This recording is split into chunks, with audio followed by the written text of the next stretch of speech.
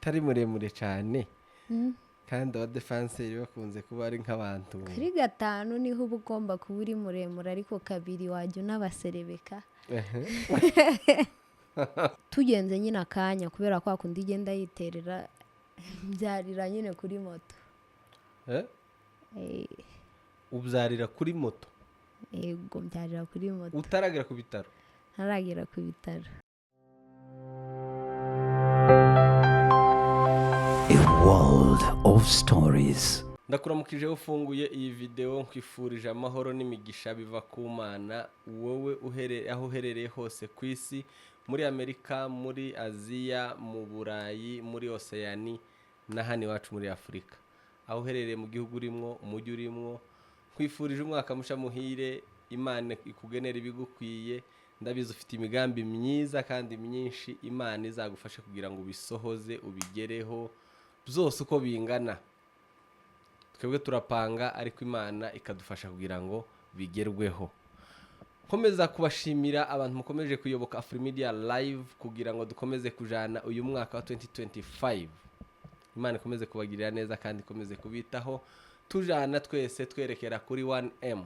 Ariko twatangiranye na gahunda yuko byibuze at least dutangirana uyu mwaka dufite target ya 300,000 muri rwa rugendo rwa 1M rugabanyije mu bice, ariko tuzagonge 300,000. Urwo rugendo rero turujanemo kandi tumeze neza. Kuri Afrimedia Live muri kumwe na Director Gabi, tugiye kuba tuganira n'umukobwa wihangiye imirimo, wahagurukiye gukora. Ni umukobwa muto, umusingle mother, umusifuzi, umufotographer n'ibindi byinshi. Reka tuze kumenya byinshi kuri we. Karibu sana muri Afrimedia Live. Asante sana. Umeze gute? Meze neza cyane. Wahageze hano? Nashitse. Ngaho uramutse abakunzi ba Afrimedia. Ndabasuje cyane. Briefly, ngaho bibwire umuntu tugiye kuganira ninde, at least babashe kumenya ngo uyu mukobwa muto bavuzeho ibyo bintu byose ngo ni umusifuzi, ni umufotographer, ni umuki, babashe kumenya ngo umuntu tugiye kuganira ninde. Okay. Nitwa Nibigira Yvonne, ndi umukobwa w'umunyamurenge. Ndi umugonga nkaba umwishwa w'abagorora. Nkuko yabivuze ndi umufotographe, nkaba ndi n'umusifuzi n'ibindi.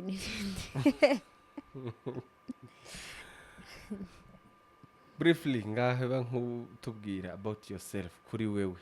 Umuntu wavuze Yvonne, Nibigira Yvonne ni muntu ki? Gusa sinabaze kubivuga, ndi umufotographe, nkaba ndi n'umusifuzi. Yego, nkaba ndi n'umumama, mfite umwana w'umuhungu yitwa Cyusa. Yego. Bakunze Afrimedia Live, uyu mukobwa afite inkuru ya resilience, afite inkuru yiwe yihariye kugira ngo byibuze reka tuze kuyisangira twese kuri Afrimedia, ariko kandi tukumva ko yihangiye n'imirimo akiri muto, ariko kandi yahagurukiye gukora. Nawe kugira ngo uze kumva utuje, wumva inkuru, numara umushigikire niwumva ari ngombwa. Numva atari ngombwa ariko nawe ntiboreka kumva ari ngombwa kubera ko ufite umutima wo gufasha. Uba hehe, utuye he? Bakitengera, ahantu bita Masai Discovery. Yego, aho niho ntuye.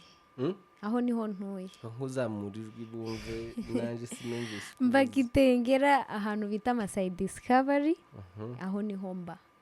Yego. Waruvuze ngo ufite umwana w'umuhungu. Reka duheraho. Binga single mother, umusingle mother.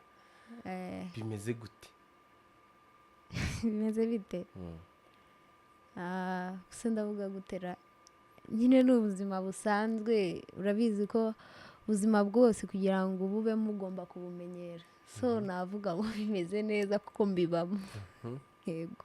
Niki ni gute wo describinga cyangwa se ubusobanurira umuntu utabuzi na experience wabugizemo? Umuntu utabuzi mu muri culture y'abanyamurenge kuko turi bo ku bantu batandukanye nanjye. Ibyo nyine experience nabonye kuri ibyo ngibyo, umuntu utabuzi ushobora kububamo utari proud cyane yo kububamo, ushobora kububamo ufite challenge nyinshi. Ariko nyine uko byagenda kose ukabubamo. Umaze imyaka ingana gute uburimo? Imyaka 3. Imyaka 3. Niki gishimishije cyane wabonye? Niki kigoye cyane umaze kubibonamo? Hari ikintu gishimishije cyane nyine ni ukuba ufite umwana wawe. Umwana araryoha ku bantu batabafite, ababafite barabyumva, ariko nicyo kintu navuga nyine gishimishije muri ubwo busingomada. Alafu ikintu kigoye nyine ni majukumu. Kumushugurikiya ibintu byose nawe ubwawe utisize uri wenyine biba bigoye, ariko nyine hamwe n'Imana bigashoboka. Yaba nk'utubwira background yawe kidogo, dusubize inyuma mu bwana bwawe, wakuze gute, ubuzima bwawe, waje kwisanga muri ubwo buzima gute? Okay. Nakuriye ahantu bita Gitarama mu Rwanda, Muhanga. Nkura ndi umwana wo mu bakristu mu Banyakabera, nimba babazi. Uri umwana Yego, aho niho iwacu, ni naho n'ababyeyi bakiba. Nyine uko bakura ni n'ubuzima bumwe, aba ari abakristu, ibintu nyine byinshi. bataza bafata indangamuntu? Oya, ntabwo ari bose, baratandukanye. Hari Abanyakabera, hari n'Abasohoke. Naba? Sinzi uburyo nabisobanura, ariko muri abo Banyakabera bose baje bavuye i Kabera, bageze mu Rwanda bacikamo, ni nko gucikamo. Rero hari abo baza bita Abasohoke, abasohotsega. Abo rero nibo batajya bafata indangamuntu, nibo badakora ibintu by'imiganda, ibiki nyine bya leta. Ariko twebwe turi hamwe na leta, indangamuntu nanjye ubwanjye ndayifite. Mbese wowe wakuriye muri iyo environnement y'Abanyakabera? Yego. Niki kibatandukanye n'abandi bakirisitu? Ikintu kibatandukanya? Okay, wenda nibyo bahanuriwe abandi batazi, ariko basengera hamwe n'abandi muri ADPR. Okay. I think nta kibatandukanye, usibye nyine abo basohotse nibo bajya bitenga n'abandi, ariko Abanyakabera nyine, Abanyakabera basanzwe bo ibintu byose barabyatendinga. Yego, ukurira aho ngaho muri iyo environnement rero? Naho nakuriye, nigiye ahantu bita Inyabisindu primaire na secondaire mu wa mbere no mu wa kabiri. Mu wa kabiri igihembwe cya kabiri mva i Gitarama njya ku Gisenyi, njya kwigira ku Gisenyi. Habagaho ba sister banjye, nibo nagiyeyo nsanze. Abariho nkomereza rero ubuzima. Aho niho nigiye ibintu byose nkora, niho nigiye gufotora, niho nigiye ubusifuzi. So nageze ku Gisenyi 2018, I think 2019.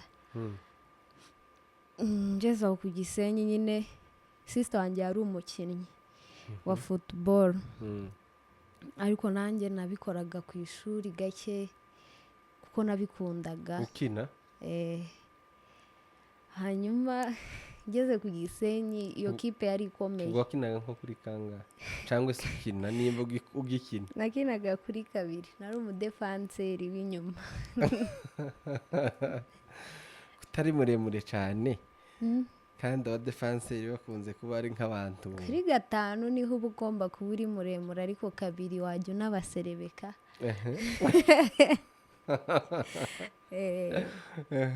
Naho nabaga ndi. n'ubu nkinnye niho nakina ndahakunda. nuko So nyine ngeze ku Gisenyi bakinaga mu ikipe y'abagore yari mu cyiciro cya mbere, nsanga nyine imyuka bafite iri hejuru y'iyanjye. Ariko nyine nkakorana imyitozo nabo, najya nduha nkicara. Hashize iminsi nibwo bahise bazana akademi k'abasifuzi, kuko abasifuzi benshi bansoro kuba bazi, abenshi nyine baba ku Gisenyi. Bahise bakora akademi k'abasifuzi, kuko rero ntari nshoboye iyo ekipe, bakina nk'abagabo ba Scandinavia. Mpita njya rero kwitoza gusifura. Aho niho natangiriye urugendo rw'ubusifuzi. Ndabyiga, ntangira kujya mbikora aho nyine mu Rwanda, ntangira kujya nsifurira. Twari tutaratangira kujya mu byiciro, tugasifurira nyine amakipe akorera aho ku kibuga, nka za Marine nyine ziri mu myitozo, urabona deka, hari nk'akadeka nyine bakabashiramo mukabasifurira. akadeka ku muntu utazumva ni iki? Deka ni kwa kundi mu myitozo ya ekipe mukora imyitozo exercise zose, arafu bakoca bagafata ekipe ya mbere na ekipe ya kabiri, bakabashiramo mugahura, mugatsindana nyine, mukamera nk'aho ari adversaire muri gukina, kugira ngo bakuremo nyine abazajya muri match, bakuremo liste. Iyo niyo deka. Tukaba twabasifurira ibintu nk'ibyo, tugasifura match z'abagore. Haba hari udushampiyona tw'abasaza, abavetera, nyine abakinnyi barabyumva. None ko turaganira n'abatari abakinnyi bamwe kugira ngo nabuze basobanurira bumve. Abavetera nyine ni ba bantu bakinaga bakaza nyine kuri teyaringa. Hari utwitozo bajya bakora, bagahura n'insoresore bagakina izo match sasa. Nizo zari akazi kacu. Aho rero niho nakoreraga ubusifuzi. Hanyuma muri iyo season 2 y'ubusifuzi bado niho nahise ntangira n'ibyo gufotora. Nigishwa n'undi mujama wo ku Gisenyi nyine witwa Dani. Byaje nyine bimeze nka jokes, ariko nza kubijyamo kuko narabikundaga. Yambwiye ari kumfotora ko mbishoboye nyine bimbereye kuba nafotora. Ndamubwira ati ko mba mpari se, kuko akenshi match zabaga from weekends, iminsi isanzwe yabaga ari imyitozo mu gitondo gusa, kandi ibiraka byinshi byo gufotora biba mu masaha ya nimugoroba mu Rwanda. So arambwira ngo tujye tujyana mu magigi yo gufotora. Noneho ntangira kujya njyayo, atangira kujya nyereka buri kimwe, ntangira nyine kubyiga aho ngaho kuri tele. Ntangira no kujya mbikora nyine, ngeraho nyine ndabimenya. Tukajya tujyana mu biraka by'amakwe, ibiraka by'ama birthday, ama bride shower. Arabizi sana ama bride shower ntago baba bashaka ko haba harimo abasore. Yawo nibyo biraka nyine akaba ari njye tukajyana, ariko agasigara hanze. Ese utangiye kumwirukanisha mu kazi? Kabaga ari akakampuni n'undi twarakoranaga. Ariko nyine kwa kundi ibintu baba bagiye kuvuga biba ari iby'abamama gusa, akaba ari njye ninjira gusa. Aho niho rero nyine like background ni hiyo nyine, aho niho nakundaniye n'umuntu. Nyine muri icyo gihe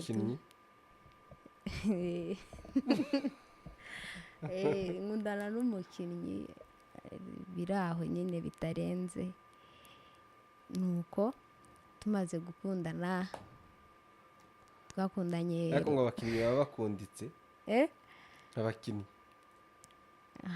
ntabwo ari cyane ariko nyine biterwa n'aho ariho abasitari bose muri sosiyete abakobwa bakunda kubakunda uzarebe no mu makanisa no mu makanisa bakunda gukunda umuyumbe w'umusitari cyangwa abacuranzi nyine umuntu ufite izina tu ariko njye ntabwo byari urwo ruhande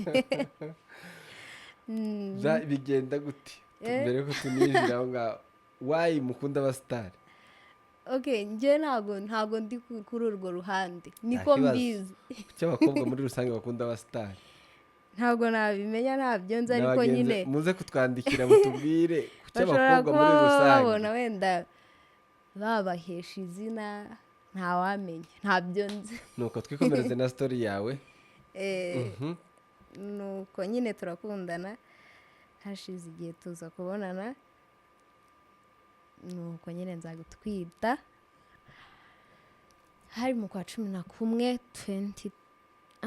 2020 hanyuma maze kubimenya ndabimubwira turahura nyine turaganira mubwira ko ntwite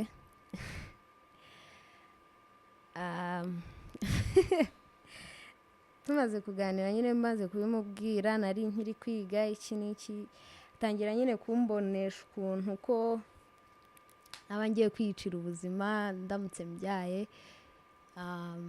nyine ari kubimbonesha fagiti z'uko ntabyara nyine ndamwemera ndamubwira ati sawa nyine ari kunyereka ko ari njye ahangayikiye cyane hanyuma byari hafi nyine kujya kuri bonane tujya mu rugo kuko kuri bonane twajyaga nyine Igitarama ngeze Igitarama nyine mu rugo bandikwesitinga kuza hano muri Kenya bari bamaze igihe mere yari amaze igihe abinsaba ko naza hano bataramenya ko utwite nyine before yuko nanatwita kuva nyine kera yajyaga ambwira kuko ba bro babaga hano akambwira muri Kenya ni heza kubona ibiceri nyine biroroshye hari kubera kuri Courageous ukunda gukora yarabizi hari intuza processes ibintu nk'ibyo ariko simbyumve kuko nari mfite akazi ubwo mu basifuzi nari naratangiye guhembwa nabona n'izo gigi bado nkahembwa kandi ntanafite majukumu mingi nyine nkabona nta mpamvu zo kuza so maze kubimenya ko ntwite abinsabye mama bose nyine na papa mpita mbemerera ndabwira ati nta kibazo ubu noneho ndi kumva nshaka kujyayo ariko sinababwira ko nyine ntwite nuko tubipanga ubwo nta wundi muntu ubizi uretse wowe njyewe n'uwo muhungu gusa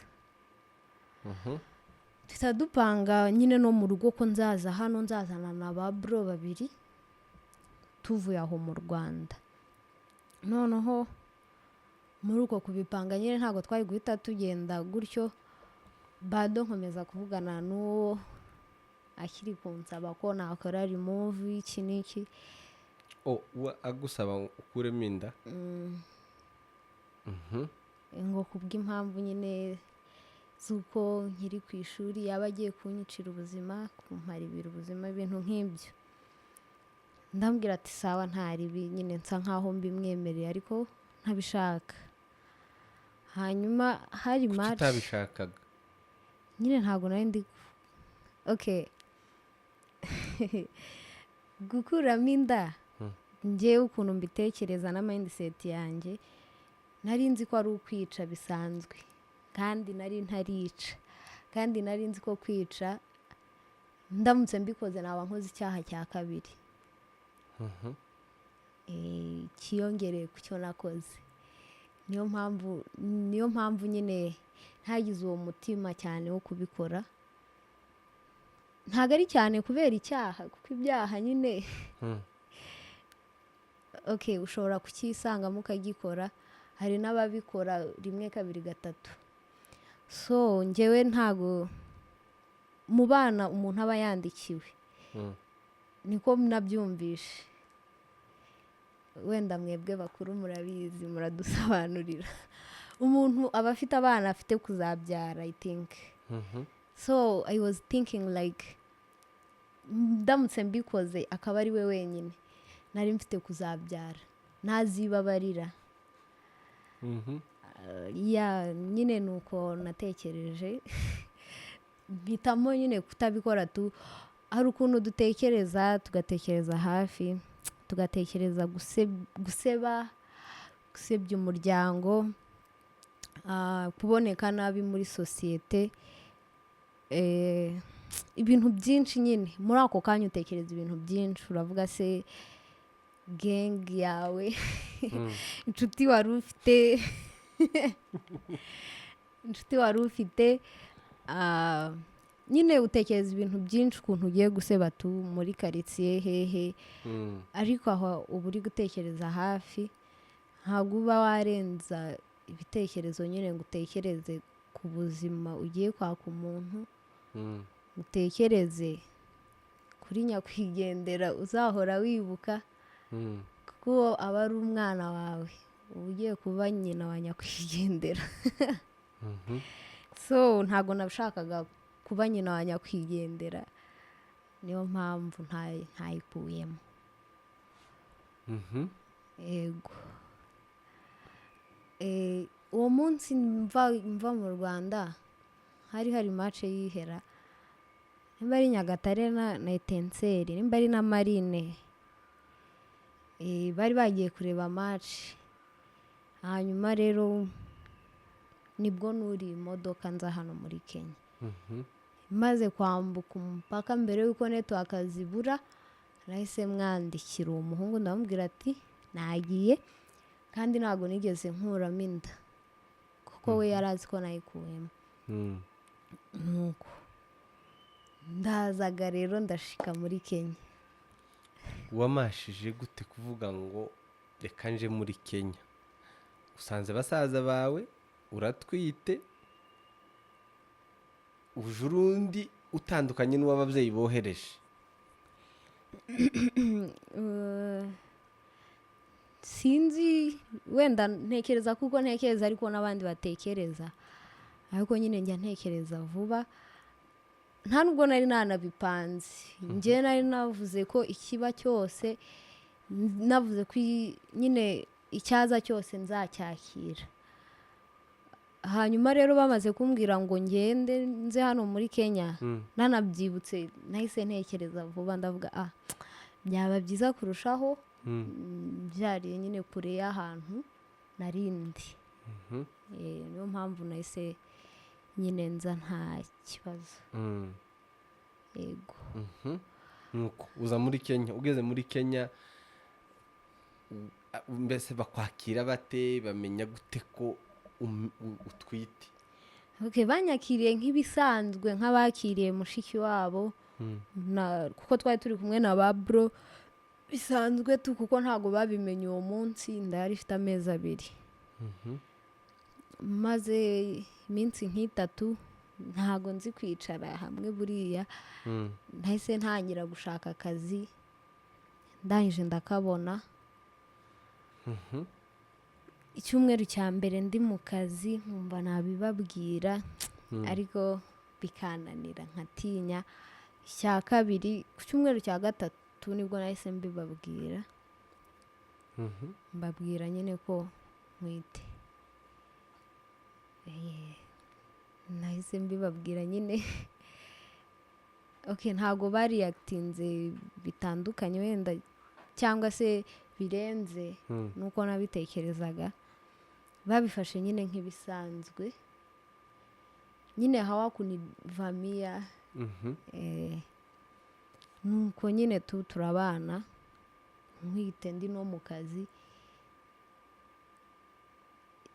Like that.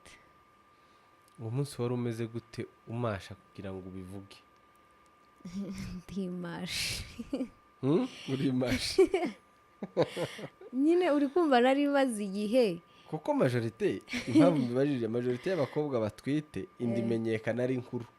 okay njye ntago natekereje gutegereza ngo bazayibona ari nkuru, wenda bari no gutekereza ngo ni umukenya wayiguhaye ibiki n'ibiki. Nyine njye namashije tu kubibabwira, ntago nzi kwicarana ikintu like ibanga nyine numva ritari iryanjye ngomba kuvuga, numvaga rero atari ibyanjye bagomba kubimenya, nyine kikaba bakaba babizi, niyo mpamvu namashije kubibabwira.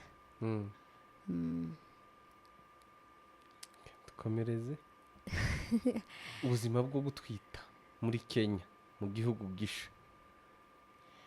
Okay, ubuzima bwo gutwita njye nta nubwo nabubayemo nk'abandi batwite wenda abamama, kuko numvaga nyine okay ntabyo nari menyere, nta nibyo nari nzi, ariko nabonaga nk'umumama ngo urwaye irekwe cyangwa se nkumva nyine ari nk'ubutesi kuba afite uwo watetera nyine afite umurwaza ibintu nk'ibyo. Ariko wowe ntiyumve ko hari ububura. okay ntago njye ibyo nabitekerezagaho, nta nubwo nigeze fokasinga cyane ko ntwite ngo mbishyire mu mutwe cyane.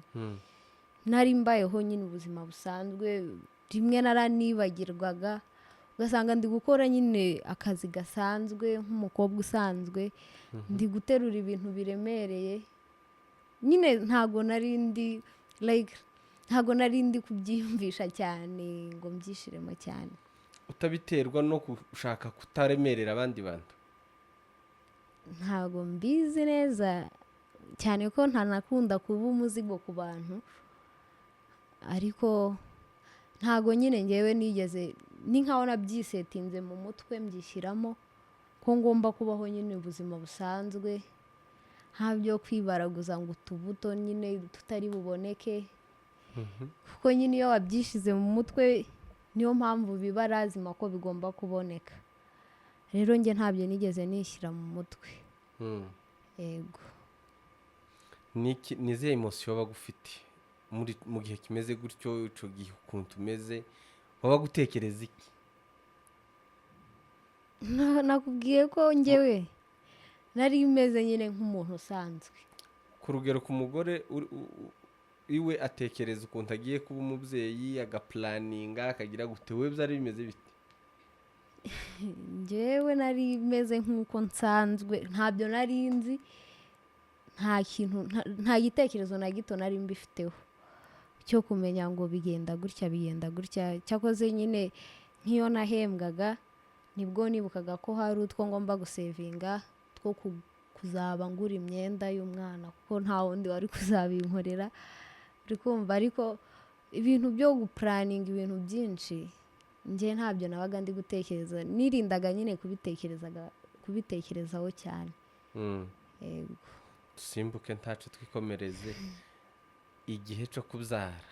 Akenshi ku muntu, ndabizi abadukurikiye bafite abana babyaye, iyo afashwe n'ibise agomba kuja kubyara yitabaza umuntu we wa bugufi. Wewe byagenze gute? Njyewe rero nakubwiye ko n'ibintu najyaga mbiterura uko mbonye before yuko njya kubyara nk'ibyumweru 3. Okay, sinzi uburyo ndi bubisobanura, ariko wenda ababyeyi bahari barabyumva. Nafunguye inzira yarafungutse kubera nyine kuinua vitu, guterura nyine ibintu biremereye. Ibyumweru 3 mbere. Hanyuma njya ku bitaro bampa imiti, nkajya ndibwa nyine muri iyo minsi ndi kunywa imiti, nkajya ndibwa gake gake. So kubera ibyo ngibyo, umunsi wo kujya kubyara bado narariwe, ngira ngo ni bya bindi bisanzwe, nihagararaho kuko ntabwo nari nkiri kumwe na babro, nari nsigaye mbana n'abandi bakobwa b'Abanyakenya. Kubera iki? Okay, it's a long story. Nyine navuye kwa bro bitewe n'impamvu z'akazi n'iki, njya kubana n'abo bakobwa. Mhm. Hanyuma rero icyo gihe cyo kujya kubyara iryo Wowe joro, wafashwe n'inda nta muvandimwe muri kumwe. okay, bari around, bari Kitengera nabo kandi nanjye nari ndi Kitengera, ariko tutabana.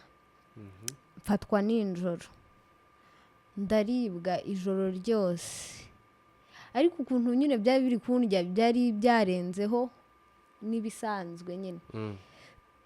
Bado nyine nihagararaho sinanabibereka abo bakobwa, nyine naribwa nashinyiriza tu, ndi kumva ko biri buze gushira Kumva ari nk'ibisanzwe, ukurwaye. ari bya bindi bisanzwe. Hanyuma burinda bucya nyine sinigeze nsinzira, nakomeje kuribwa. Bukeye rero nibwo cyakarishye. Hanyuma nyine kirandya cyane, ndangije rero ni nk'aho aribo bamvamiye kugira ngo mbivuge. Bahise bavuga ati ariko guhera nijoro Yvonne yari arimo arihagararaho, nawe ndi kubona asa nk'aho ari kuribwa ariko ntiyatubwira. Ubwo nyine nari ntangiye kubereka ko ndi Abakobwa kuribwa. b'Abanyakenya. Noneho bamaze kubimenya ndababwira ati rero nariwe, ariko nyine ntabwo nashakaga kubatesha umutwe, numvaga ari nk'ibisanzwe. Tukiri kuganira gutyo nibwo nariwe cyane nyine ntari no kubasha guhagarara. Umwe ahita yiruka guhamagara moto, undi aramanura. Sinari nkiri no kubasha gutambuka ku ma esikariye, so turamanuka mpita kuri iyo moto nyine. Tugendera kuri moto kandi uri kumva ni nkaho nyine byari byamaze kwegereza, kuko iyo cyakuriye cyane ni cya gihe baba bari ku bitaro ababyeyi bategereje. Urumva njye nategerereje mu rugo. Nuko rero kubera ko nyine ni nkaho already yari yamanutse, kubera nyine na kwa kundi moto igenda yiterera, tugeze imbere ahantu imbere gato nyine y'aho twabaga, tugenze nyine akanya kubera kwa kundi igenda yiterera, mbyarira nyine kuri moto. Ubyarira kuri moto? Yego, mbyarira kuri moto. Utaragera ku bitaro? Ntaragera ku bitaro. Gute? Ko bigutunguye se? Okay, nyine nagusobanuriye ni kwa kundi natinze n'iki na moto kugenda iguterera, kandi nagiye kuri moto yamanutse already. Wowe ntibizagutunguye? Okay, njyewe ntabwo natunguwe nuko avukiye kuri moto kuko nta bundi nari nakabyaye. Ahubwo natunguwe nuko okay, numvaga bavuga ngo iyo ubyaye umwana ararira. Icyo gihe namaze nyine kumubyara ndabyumva kabisa ko wese yasohotse, kuko ntabwo yari afite kuri moto, ntabwo yari afite ibiro byinshi. Mutaparitse? Oya, tukiri kugenda. Yego, aramanuka nyine ndabyumva ko yavuye mu nda, kuko n'indi hita wumva ko nta gisigayemo.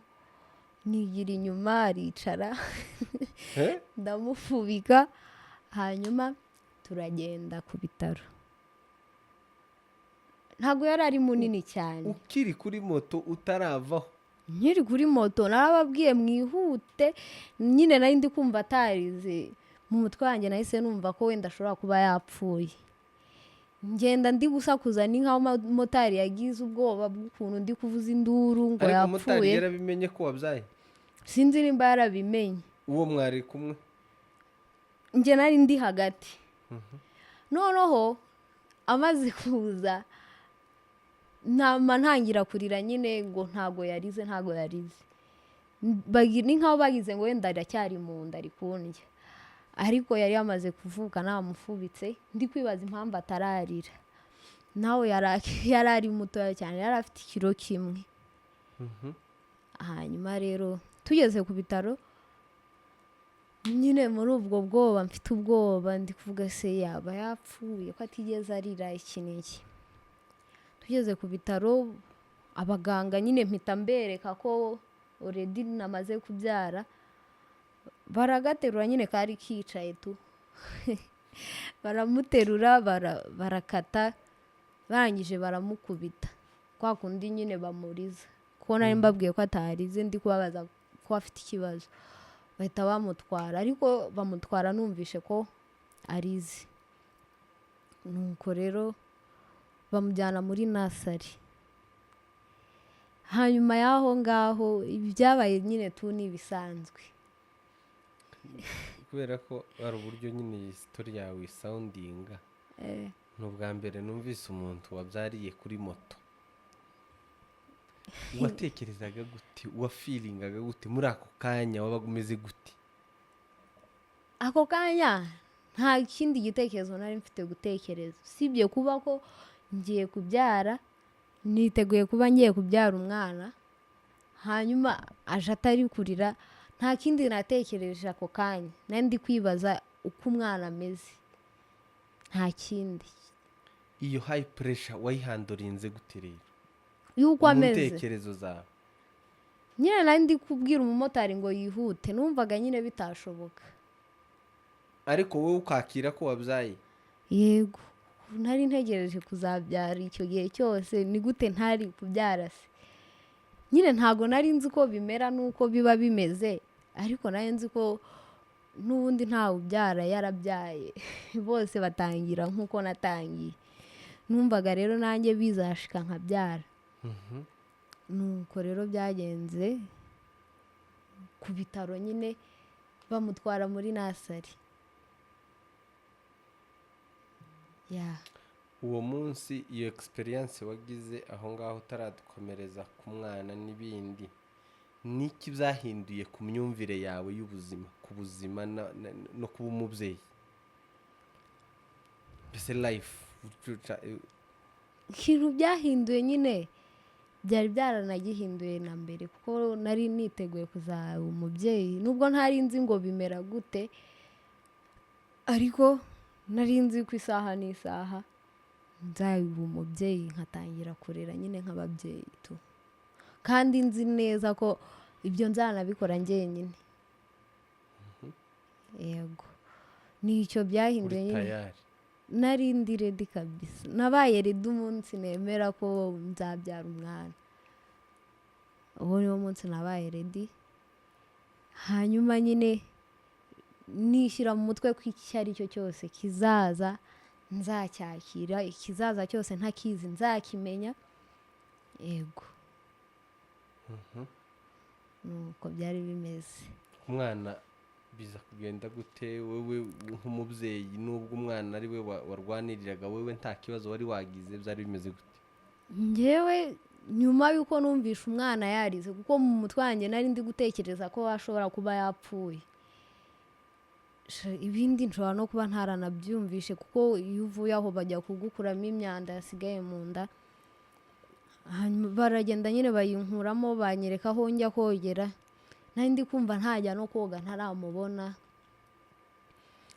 noneho nyine ndanasohoka sinari nzi aho ariho ntawari uri kuhanyereka barangara barambwira turogera hariya nuko maze koga nsubira aho nyine bari banyeretse ngo niho umwana ari muri nasari ngezeyo barambwira ngo nta muntu winjiramo ataroga nta muntu winjiramo atarambara inifomo ibintu byinshi nyine barambwira ngo ngende mbanze nduhuke nyine ndyame ngo mbanze nduhuke kubera nyine imbeho yari yankubise kuri moto hanyuma ndababwira ati nge ntago ndushye ndi kumva nyine ndi sawa barambwira ati hoya nyine ni amategeko yaho uragenda ubanza uryame uruhuke duhanagura umwana wawe uze kumureba ahanaguye utaza kuvuga ngo twaguhinduriye umwana kandi ntiwari wamubonye ntawe nari nabonye bamutwaye gutyo gusa ntamubonye hanyuma rero ni nk'aho bari bagize ikibazo cy'uko ari mutoya wenda nshobora kwanga ko ari uwanjye nimubona ari muto hanyuma sinabashije kujya kuryama nyine navuye koga no kwitegura kwambara izo inifomo nicara aho ku muryango wa nasari kuko bagira amasaha binjiramo n'ayo basohokeramo nta nubwo nari nzi impamvu ariyo nta kintu nari nzi nta n'uwo kunsobanurira nuko ubwo nta ndategereza n'undi muntu wawe uzi ko wabyaye okay, abo bakobwa twabanaga mu mezi nyine makuru y'inda nari narabahaye nimero za ba sister baba mu Rwanda bavugana, barabandikiye abari bo babwira mama wanjye yari ari inaha muri Kenya. Hanyuma rero bamaze kubabwira nibwo yahise azana na Demayi baza aho ku bitaro nyine, baza baje kureba umwana, bari kumbaza umwana ndababwira ati simbizi, njyewe umwana bamwinjijemo hano kuko nta kintu bari bansobanuriye, sinari nzi ko afite ibyo biro bikeya, sinari nzi ko ayo maraso ari makeya, ntabyo nari nzi. Ariko nyine mbibwiye Demayi ko ari muri nasari, iwe yari amaze igihe muri Kenya yari abizi, ahita ajyana na mere mbona ari kumubwira.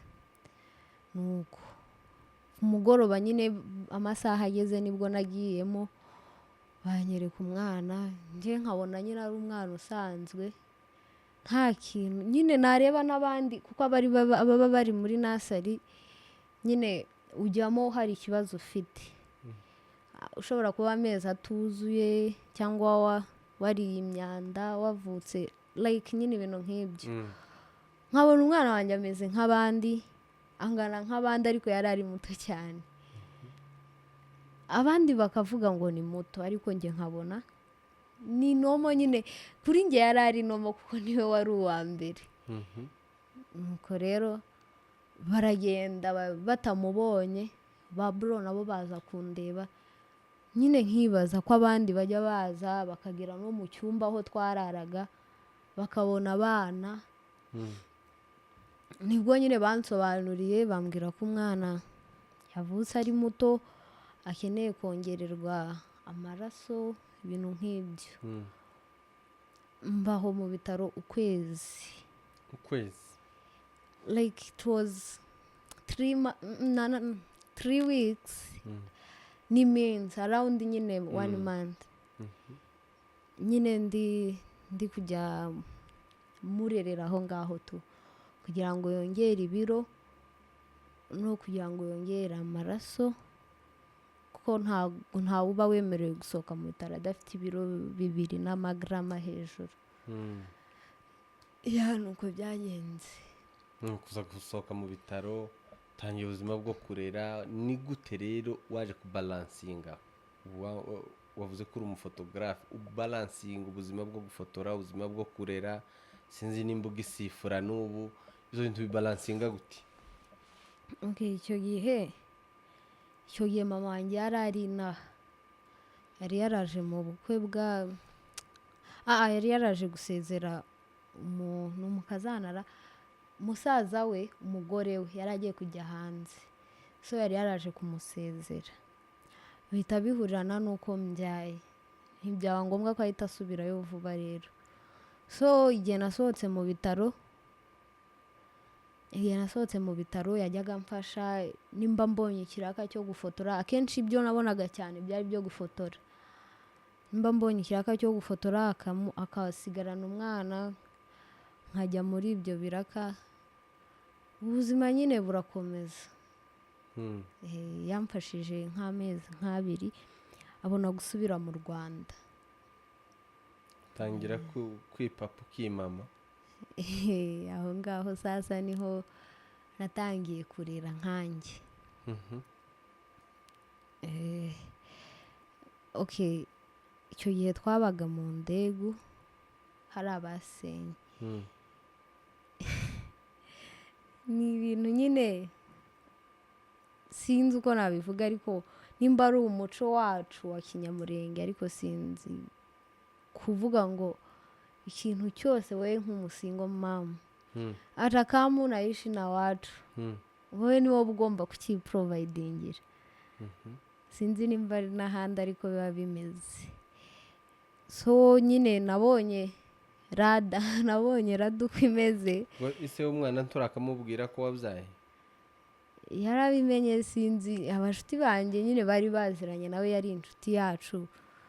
Arangije nkiri mu bitaro tu akajya anyandikira ambaza amafoto, mubwira ko nta mafoto ahari kuko icyo gihe ntiwari wemerewe no kumufotora.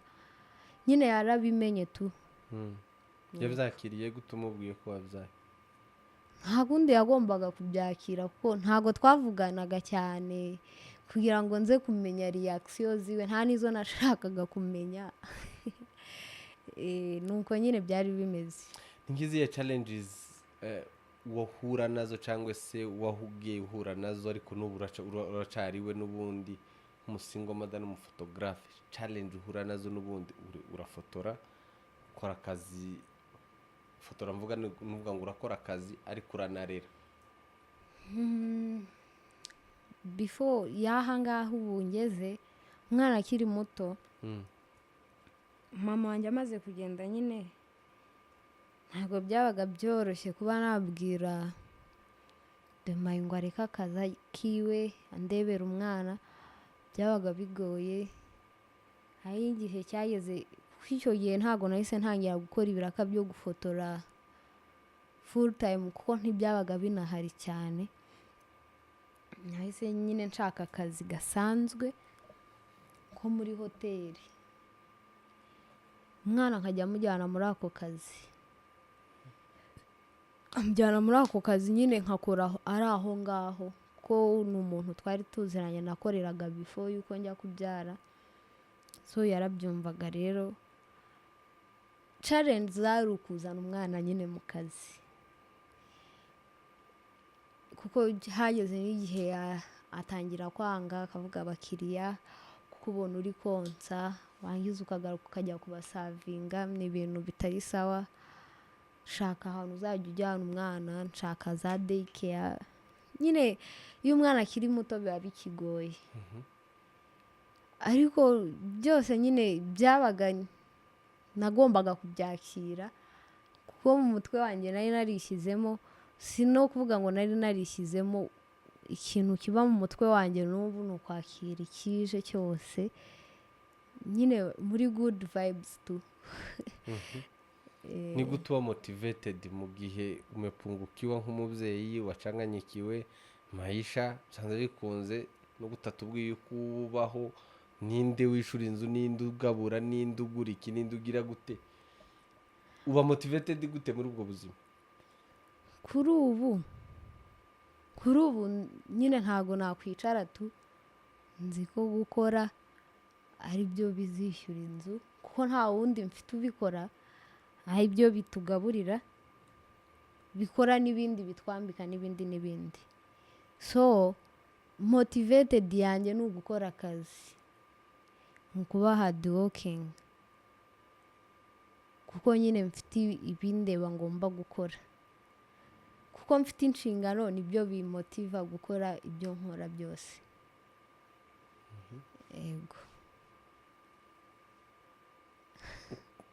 icyo gihe nk'uko utakoraga uri umwana aracari muto ukabaho gute, mbese ubwo buzima? icyo gihe ntakoraga, nari nkiba kwa bro kuko namaze kubyara nsubira kwa bro. nsubiye kwa bro rero ibyo nagombaga kumenya ndi kwa bro ni nk'amapampasi, amata y'umwana, imyambaro, nyine ibintu nk'ibyo nibyo nagombaga kumenya. so namaze kumenya ko ntacyo nyine kuri ibyo ngibyo nta bundi bufasha mfite, maze kubimenya kuko ntabyo nari nzi. numvaga wenda mama wanjye amaze kugenda, numvaga ari nk'ibisanzwe nyine tuzabaho nk'ibisanzwe, nkajya mbona nyine ibyo nabonaga nyine by'umwana. nyine njyewe iyo ubuzima nari ndimo buhindutse mpindukana nabwo, nibwo rero namenye ko ngomba gushaka akazi nkagakora uko ngomba kugakora. sinari nzi ibyo ari byo ariko nkakora akazi. ubwo rero nibwo nahise ntangira kujya nkorana umwana, nuko mujana mu kazi. najyaga mbyuka saa 12 kabisa nkamutekera turayi n'utu batwita gute indomi, nkabipakira nkamuheka tukagenda mu kazi, tukagaruka izindi saa 12 za nimugoroba. ubuzima ubu bumeze gute? uri umubyeyi, umaze iyo myaka, umaze kumenyera, umaze imyaka 3 si mike uri kurera, ubuzima bumeze gute? ubu ngubu ubuzima nyine ntabwo bugoye cyane, ariko nyine ni muri Kenya bado. Okay, ncuruza amagi na smoke. Mfite agatorori kari aho kadahesheje Imana icubahiro ariko katugaburira. Nyine mu gitondo ndabyuka nkitegura nkajyana umwana aho musiga nkajya mu kazi, nkongera nkagaruka nkajya kureba umwana bado, nkagaruka umwana aba yariye akenshi kuko ubu nsigaye ntahabwije, nsanga yariye kuko musiga kwa bro n'undi bro uhari ubu ngubu. Nanashimira Demayi, umwana mwiza cyane. Ajya amumfasha cyane kandi ajya yihangana. niko ushobora gukenera ko abantu bumva ku buzima bw'umusingo mother? Abantu bumva zimwe, mbese bamenya, basobanukirwa nk'isomo cyangwa se uburyo uwo muntu atreatingwa cyangwa se abaho. Okay. Ni irihe somo wakuyemo ushobora kubwira abantu? njyewe iryo somo ntabwo ryigeze riba kuri njye, kuko mindset byavuye biva kuri mindset zacu z'abanyamurenge, nuko badufata, nuko twe nk'abasingo mother tuba twifashe. Ntabwo ari abanyamurenge gusa, nkeka ko abantu bose bameze uko n'andi moko bibaho. Simbizi, ntabwo mbizi, ariko njye ndi gufokasinga cyane kuko sosiyete turimo ni y'abanyamurenge cyane, ko hano muri Kenya ntabwo, impamvu mvuga ngo ni abanyamurenge, hano muri Kenya siko bisa, siko bimeze. So ikintu ntabwo nkibwira abantu, ahubwo ndakibwira abasingo mother. njye igihe namaze kwakira ko nzabyara, nzaba umubyeyi, nabaye proud yuko ndi umubyeyi, mba proud yuko nzabyara umwana wanjye, kandi uwo mwana azaba ari umwana wanjye, atazaba ari ibyo babita ngo ni ibinyendaro cyangwa ni iki. Kuko njyewe ntabwo nemezanya n'uvuga ngo umwana ni ikinyendaro, kuko umwana ntabwo avuka. Umwana wese nubwo ataba yavutse ku mugabo wemerewe kubyara, bado aba yavutse ku mugabo. Nta mwana nyine uvuka adafite aho yavuye. So njye nari narishyize mu mutwe ko nzaba ngiye nyine kuba umubyeyi nk'uko n'abandi ari ababyeyi, nk'uko n'abamama ari ababyeyi. Ndi proud yuko nzaba ndiwe, kugira ngo nzahe ubuzima umwana wanjye butandukanye n'ubwo abandi mbona baha abana. Kuko iyo wamuwe kubyara uri single mother, uba wabaye intwara, ariko nanone no mu buzima busanzwe ukurera umwana haba harimo ubundi butwari. Urabona nka kera umwana utabana na se, ku ishuri nyine wasangaga batamufata neza, habe n'abarimu, abana bamutreatinga ukuntu. Njye rero nkumva ko byaterwaga nuko na nyina aba yamufashe. Na nyina muri sosiyete ubu usanga atibona nyine mu bandi, yibona nk'icyaha, yibona nyine nk'umuntu udakwiye kuba mu bandi. So n'umwana nawe akaba nk'uko, kubera ko experience abana bazikura ku babyeyi. Ntabwo umwana yazaba proud yo kubaho ubuzima bwiwe abona utari proud yiwe. So nicyo nabwira abasingo mother, nimba wahisemo kuba umubyeyi w'uwo mwana, kugira ngo uzamuhe ubuzima bwiza nuko uzaba proud yiwe. Kandi nuba proud yiwe, ukaba uri proud y'ikintu wakoze, n'abandi ntabwo bazakibona nk'ikosa. Ariko wowe niwishinja ikosa, ukishinja ibyaha, ugasanga ntushobora kuba uri muri sosiyete y'abandi, niyo unyuze mu bantu hanyura nyine wihisha udashaka ko bakubona, iyo wihishe nyine nibwo nabo bakuvuga bakavuga ati dore ka kandi. kuri wowe si icaha ntabwo ukibona nk'icaha ico uba wakoze apana kubyara. Okay, icyaha nakoze ni ukuryamana n'umugabo ntarashakwa, kandi tubwirwa ko Imana ibabarira, kandi narihannye nanagikoze ntarabatizwa, ndangije nza kubatizwa nyuma ndanihana. Nimba ubuzima bwacu n'Imana ari twe tubumenya n'Imana, kuko ubu ngubu igitambaro cyaratabuwe, twigererayo. Ubuzima bwanjye n'Imana ninjye mbuzi, so Imana nimba yarambabariye kubera iki ngiye nzishinja icyaha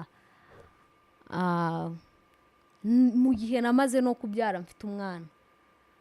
Niyo mpamvu njye ntumva ko mfite icyaha, ku cyaha iyo cyababariwe kiba cyahanaguwe, ntabwo kiba kigihari. kubera iki se nzakomeza kwibonaho icyaha kandi nzi ko nagihanaguwe? Niyo mpamvu rero nari ndi proud yuko ndi umubyeyi, ndi umumama, kugira ngo umwana wanjye azabeho ubuzima nawe buri proud mu bandi, azajya agenda mu bandi akavuga ngo mfite umubyeyi wanjye. Kuko sinzi ibyo nagusobanurira kubisobanukirwa, ndakeka ugiye gusobanura urugendo rwawe rugoye rumeze gutyo mu ijambo rimwe wowe rwita gute kandi kubera iki? gusobanura urugendo rwanjye, izo challenges zose juu chini panda shuka wowe byita gute mu ijambo rimwe ugiye kubiha nk'izina rimwe? simbizi, njyewe mindset yanjye itandukanye n'iy'abandi, ukuntu ntekereza bitandukanye nk'iby'abandi.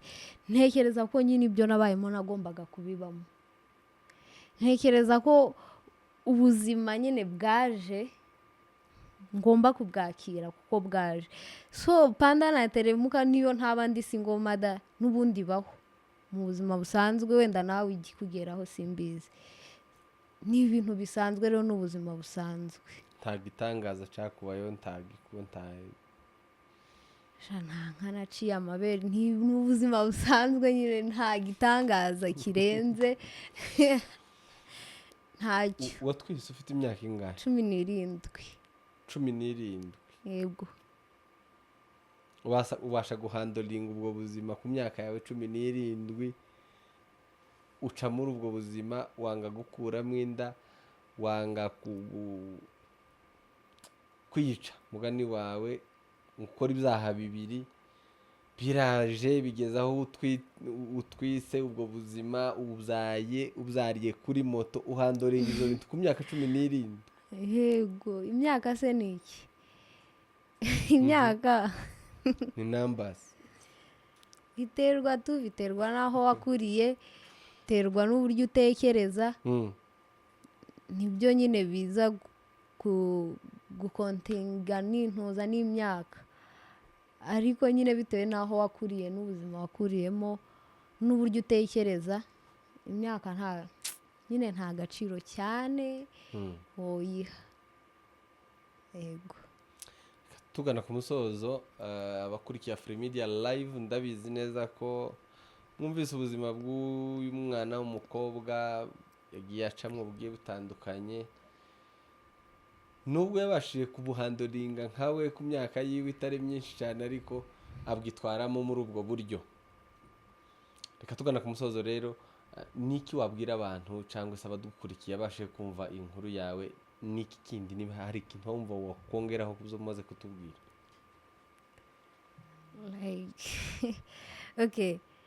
njye ikintu nakwisabira abashirika bawe, bazasure YouTube channel yanjye. Ntabwo iriho ibintu byinshi, ariko igiye kujyaho ibintu byinshi, ngiye kuyihagurukira. Bayisure, ntifite aba subscribers benshi, abajyaho bakurikiye aba subscribers, nimwe muzayongera. Yitwa Ivy, bazaze bagushigikire. yitwa Ivy Media TV. Ivy ni I Y IVY Media TV. Kwara batazi icongereza. Ni I yo mu capa na V na ya na media sini media TV nuko kose. Mugende mwandikimwo gutyo mushigikire uyu mukobwa. Yego. Komeza. Ikindi kandi nyine badukurikirane badusapotinge muri byose. Bakubere n'abakiriya. Umufotogarafe abantu by'umwihariko abategarugori. Bambera abakiriya. Mukazamuha abagabo kujya kubafotorera za bride shower kandi abagore duhari abakobwa duhari. Mujye muduha ibiraka nyine tuze tubafotore. Abagabo ntibaje kumva amabanga yawe. Yego. Turagushimiye cyane kubw'inkuru yawe. Usangije abakunzi ba Free Media Live. Tunashimira abakunzi bacu mukomeje kudukurikira kuri platform yacu. Nkwibutsa gukora subscribe nimba wumva ari ngombwa kudushigikira kubana natwe nuko kwibutsa. Nimba utarakora subscribe bikore tukomeze tujanirane notification zagiza nimba hari ikintu gisha kigiye kugira ngo ubashe kubibona ku gihe. Tusigara ureba ikintu carangiye cyangwa se kimaze igihe kinini. Imana ibarinde kandi komeze kubitaho. Sinzi ko hari jambo nkuniganye niba ari ikintu ca nyuma kivuga ubundi dusoze. Amen. Niko sawa. Ni hivyo tu. Sawa murakoze cyane Imana ibarinde.